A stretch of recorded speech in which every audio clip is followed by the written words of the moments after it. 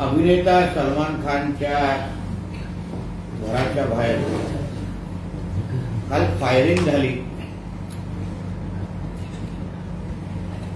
आम्ही परत एकदा राज्यातल्या जनतेला विश्वास देऊ इच्छितो की राज्यातल्या प्रत्येक नागरिकाची सुरक्षेची जबाबदारी ही आमच्या महायुती सरकारची आहे। राज्याला अतिशय कर्तबगार असे गृहमंत्री लाभलेले आहेत देवेंद्र फडणवीसजींच्या रूपाने, म्हणून कोणाच्याही केसालाही धक्का लागणार नाही एवढा विश्वास राज्याच्या जनतेला मी देऊ शकतो। शेवटी एक गोष्ट राज्याच्या जनतेने त्याही पलीकडे संजय राजाराम राऊत सारख्या लोकांनी समजली पाहिजे की हे काय महाविकास आघाडीचं सरकार नाही, हे काय उद्धव ठाकरे मुख्यमंत्री असलेलं सरकार नाही, जिथे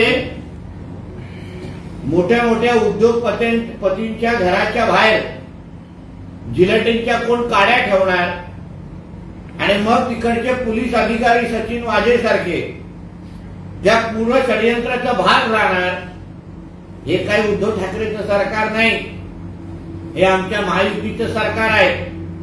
तिथे राज्यातल्या राहणाऱ्या प्रत्येक नागरिकाची सुरक्षेची जबाबदारी आम्हाची आहे।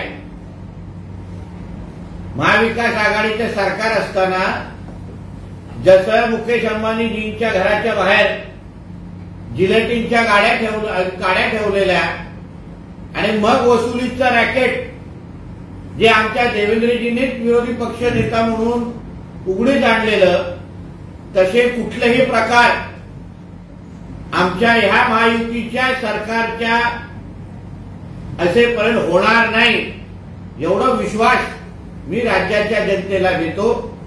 संजय राजाराम राऊत एक समजलं पाहिजे की तू जे बोलतोय सकाळी ते चिल्लर लोकांना पोलीस संरक्षण सरकारने दिलेलं आहे, मग वरुण सरदेसाईला सारख्या चिल्लर माणसाला तुझ्या महाविकास आघाडीच्या काळात संरक्षण का दिलं होतं?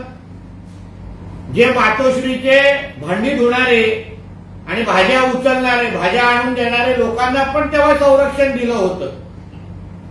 आणि महत्वाचे लोक म्हणजे देवेंद्र फडणवीस साहेब असो, चंद्रकांत पाटील साहेब असो, राणे साहेब असो, ज्यांना खऱ्या अर्थाने सुरक्षेची गरज होती, त्यांची सुरक्षेमध्ये कपात किंवा सुरक्षा कमी करण्याचं काम हे तुझ्याच महाविकास आघाडीच्या सरकारने केलं होतं। म्हणून पहिलं स्वतःच्या ढोंगणाखाली काय आग लागली आहे ती पहिले विझव आणि मग आमच्यावर चिल्लर लोकांना संरक्षण देण्याची भाषा कर। भारतीय जनता पक्षाने एनडीए आज जाहीरनामा वर बोलण्याच्या वेळी आज 14 एप्रिललाच जाहीरनामा कसा प्रकाशित केला यावर हे माझे भाष्य करतात। 10 वर्ष मोदीजींच्या पूर्ण प्रवासावर टीका हा संजय राजाराम राऊत करतो, पण 2014 आणि 19 मध्ये जो जाहीरनामा आम्ही लोकांनी बाहेर काढलेला त्याचा भाग तुम्ही पण होता। तुम्ही पण आपल्या उमेदवाराला निवडून आणण्यासाठी मोदीजींचा सरकारचा जाहीरनामा वाचून दाखवत होता। तेव्हा तर तुम्हाला आमच्या भारतीय जनता पक्षाचा जाहीरनामा तोंडपाठ होता। झोपेत पण हलवल्यावर आमचा जाहीरनामा बोलायचे। 10 वर्षाच्या मोदी साहेबांच्या प्रवासावर टीका करत असताना 10 वर्षामध्ये 6 वर्ष तुम्ही आमच्या बरोबरच होता, मग तेव्हा तुम्हाला जाहीरनामा एवढा काही कडू वाटला नाही, तेव्हा संविधान धोक्यात आहे असं वाटलं नाही, तेव्हा दिवस रात्र बायकोचं नाव घेण्यापेक्षाही जास्त नाव तुम्ही मोदीजींचं घ्यायचा।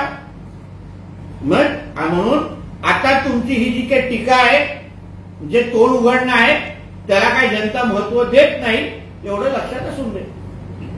बोला। भाजपच्या सर्व चिल्लर कार्यकर्त्यांना सुद्धा पोलीस संरक्षण, एकनाथ शिंदे यांच्या कार्यकर्त्यांना प्रचंड पोलीस संरक्षण, अजित पवारांच्या चिल्लर कार्यकर्त्यांना पोलीस संरक्षण आणि सामान्य जनता वाऱ्यावर पडली आहे असं संजय राऊत म्हणतात. मग महाविकास आघाडीच्या काळात वरुण सरदेसाई सारख्या चिल्लर माणसाला संरक्षण का दिलेलं? त्यांनी काय एवढा मोठा मेडल मिळवलेलं? उद्धव ठाकरेंचा किंवा मुख्यमंत्र्यांचा भाचा असला म्हणजे काय त्याला पोलीस संरक्षण द्यायचं? आणि मी तुम्हाला 100 अशी चिल्लर लोकांची नावं मी दाखवू शकतो महाविकास आघाडीच्या काळात ज्यांना संरक्षण करतोय. संदर्भात झालेली फायरिंग हा इशारा नाही तर बंदुकांच्या गोळ्यांनी भाजप पक्ष आणि त्यांचं सरकार यांची पोलखोल केलेली आहे. महाविकास आघाडीच्या काळात मुकेश अंबानीजींच्या घराच्या बाहेर जे जिलेटिनच्या काड्या ठेवलेल्या आणि मग त्यानंतर तुमच्याच सरकारमधले वसुली करणारे अधिकारी हे ब्लॅकमेलिंग साठी तिकडे जे काही कट रचलेला त्याच्यासारखं तरी आमचं सरकार नाहीये. आमचं संरक्षण देणारं सरकार आहे, आयुष्य वाचवणारं सरकार आहे. आमच्या सरकारच्या काळात देवेंद्रजींचं जे खातं त्याचं नेतृत्व गृह खातं आमचे देवेंद्रजी करतात त्या काळामध्ये कन्व्हिक्शन रेट बघा किती वाढलेला आहे. म्हणून ह्या सगळ्या गोष्टीमध्ये ना संजय राजाराम राऊतनी पहिलं स्वतःच्या सरकारच्या काळात काय धोरणाखाली आग लागलेली ना ह्यावर बघावं. मुकेश अंबानीजींच्या बाहेर जसं झालं आम्ही सलमान खानच्या घराच्या बाहेर करण्याची कोण हिंमत पण करणार नाही आणि ज्यांनी पण ती फायरिंग केली होती त्याला निश्चित शिक्षा होईल एवढा विश्वासाने सांगतो. गृहमंत्री राजकारणात अडकले आहेत. देवेंद्र फडणवीस गृहमंत्री आहेत मात्र त्यांचं काम सध्या विरोधकांवर खोटे गुन्हे दाखल करणे आहे, त्यांच्या मागे यंत्रणा लावणे आहे. गृहमंत्री राजकारणात अडकले मग तुमच्या महाविकास आघाडीचे गृहमंत्री हे काय वसुलीमुळे अडकलेले का? कारण का वसुलीच्या चार्जमुळे तुमच्या गृहमंत्र्याला जेलमध्ये जायला लागलेलं आणि विरोधकांवर खोटे केस कशी टाकतात याची पीएचडी उद्धव ठाकरेच्या सरकारने केलेली त्याच्या एक लाभार्थी मी पण आहे. म्हणून विरोधकांना काय कसा त्रास दिला जातो ह्याचा पीएचडी कोणाला करायची असेल तर उद्धव ठाकरेचं 2.5 वर्षाच्या सरकारच्या बद्दलची माहिती घ्यायची. भाजपच्या जाहीरनाम्याबद्दल बोलताना संजय राऊत असं म्हणतायत की ज्यांनी 10 वर्षात रोज संविधानाची हत्या केली, लोकशाहीचा मुद्दा पाडला, डॉक्टर बाबासाहेब आंबेडकरांच्या कार्याची अप्रतिष्ठा केली त्यांच्या तोंडून संविधान रक्षणाची भाषा म्हणजे ढोंग आहे. 10 वर्षामध्ये 6 वर्ष संजय राजाराम राऊतचा मालक हा मोदीजींच्या कृपेमुळे राजकारणामध्ये त्याचे आमदार आणि खासदार निवडून येत होता आणत होता. म्हणजे 10 मधून 6 वर्ष तुम्ही आमच्याबरोबर जेव्हा होता 14 आणि 19 ची निवडणूक मोदीजींच्या नेतृत्वाखाली लढवली तेव्हा तुम्हाला कळलं नाही संविधान किती धोक्यात आहे. तेव्हा आमचा जाहीरनामा हा तुम्ही राज्यभर फिरून तुमच्या उमेदवाराला जिंकवण्यासाठी वापरत होता तेव्हा तुम्हाला आमच्या जाहीरनाम्यावर आक्षेप वाटला नाही. आणि डॉक्टर बाबासाहेब आंबेडकरांचं नाव पण ह्या संजय राजाराम राऊतनी घेऊ नये. कारण का डॉक्टर बाबासाहेब आंबेडकरांच्या कुटुंबाचा अपमान कोणी केला असेल प्रकाश आंबेडकरजींच्या घटनेमुळे जे काय अपमान प्रकाश आंबेडकरजींचा ह्यांनी केला जो सरळ आरोग्य प्रकाशजी आंबेडकरांनी ह्याच्यावर केला होता त्यानंतर ह्या संजय राजाराम राऊतनी आंबेडकर कुटुंबियांचं नाव पण घेऊ नये. नाव पण घेण्याच्या लायकीचा हा माणूस नाहीये एवढं मी या निमित्ताने सांगेन. आमचे विरोधक मांस मच्छी खातात म्हणून त्यांना मत देऊ नका असं वक्तव्य म्हणजे प्रधानमंत्री यांच्या प्रचाराची पातळी कोणत्या स्तरावर आणली आहे हे आमच्या लोकशाहीचं दुर्दैव आहे असं संजय राऊत. आमचा देश हा एक हिंदू राष्ट्र आहे आणि हिंदू धर्मामध्ये नवरात्रीच्या काळात कोणी मांस मच्छी खायला बघत नाही. त्यावर आमच्या आदरणीय पंतप्रधानांनी लालू प्रसाद यादव आणि राहुल गांधींचे खरा चेहरा बाहेर आणलेला होता. पण मी संजय राजाराम राऊतला सांगेन त्यांनी आणि त्याच्या मालकाने कधीच हिंदू धर्म सोडलेला आहे, धर्मांतर त्या लोकांचा झालेला आहे. म्हणून त्यांना नवरात्रीच्या काळात अगर कोण मांस मच्छी खात असेल त्यांना काही हरकत नाही कारण हे मुळात हिंदूच राहिलेले नाही. म्हणूनच त्यांना मोदीजी जे बोलतायत ते खालच्या पातळीचं दिसतंय. पण समज एवढ्या सैन्याची काळजी या 10 वर्षामध्ये, दिवाळी असो किंवा कुठल्याही सार्वजनिक सुट्टीच्या काळात जेव्हा आमचे सैन्य आपल्या कुटुंबाकडे जाऊ शकत नाही, तेव्हा मोदीजींनी पंतप्रधान म्हणून, त्यांच्या घरचा सदस्य म्हणून त्यांच्या बरोबर जाऊन हे सणासुदी साजऱ्या करणारे पंतप्रधान आपल्याला मिळालेले आहेत. म्हणून पंतप्रधानांमध्ये आणि सैन्यांमध्ये जे नातं आणि जी जवळीक आहे ना, या तिनपट असलेल्या ह्या संजय राजाराम राऊतला कधीच कळणार नाही. काल असं म्हटलं होतं संजय राऊत यांनी, मोदी म्हणजे रद्द केलेली 2000ची नोट, तर बावनकुळे म्हणजे कालबाह्य झालेला ढबू पैसा. काल त्याच्यावर मी भाष्य केलेलं आहे. म्हणजे प्रश्न त्याच्यावर होते.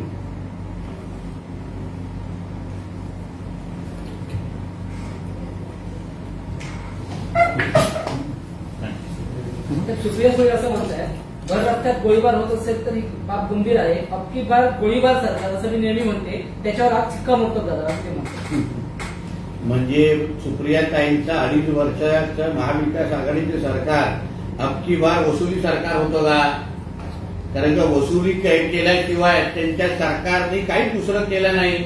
एवढं वसुली केली की सुप्रियाताईंच्या पक्षाचे एक नेते, जे राज्याचे तेव्हा गृहमंत्री पण होते, त्यांना जेलमध्ये जायला लागलेलं. म्हणून कोण कायद्याने सुव्यवस्थेवर टीका करतात यावर थोडा विचार करून सुप्रिया सुळेंनी जरा बोलावं.